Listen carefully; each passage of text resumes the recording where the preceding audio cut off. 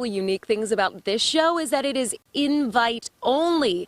You can't just show up or pay a fee. You have to be invited, and this is the man, one of them anyway. Yep, Joe Tonietto, who sends those invitations, and you handpick the cars that come here every single year. Right. How did you make the decision this year? It's a typical process every year. We get an overarching theme from the head judge and the rest of the leadership team.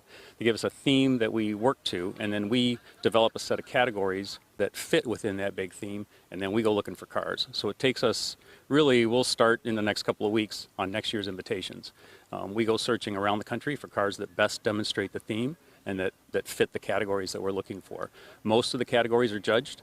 Some of them are not. Probably a third of the vehicles this year would be maybe a quarter of the vehicles not judged. And those are in kind of demonstration categories like this Power Wagon category. Tell me about these Power Wagons. This is really cool, and you said this vehicle in and of itself has a huge fan base.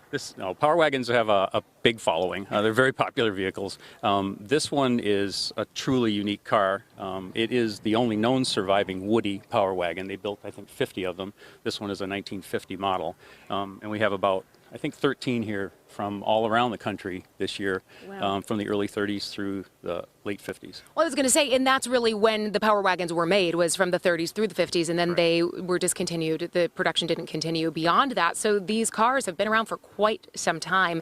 And how does this fit into the theme? What is this year's theme? The theme this year is powered by design, so Power Wagons was kind of an easy category to fit in. I mean, it really fit well with the overarching theme.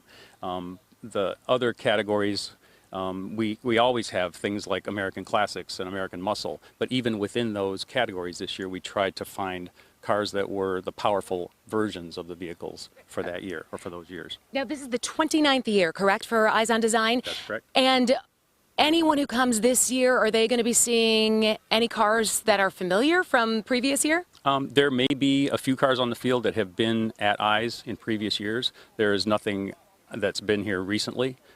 We never, as far as I know, have never put the same car on the field 2 years in a row. Wow. And we try not to, we do have big collectors who support our show that are regularly here with their cars, but we have different vehicles from their collections year after year.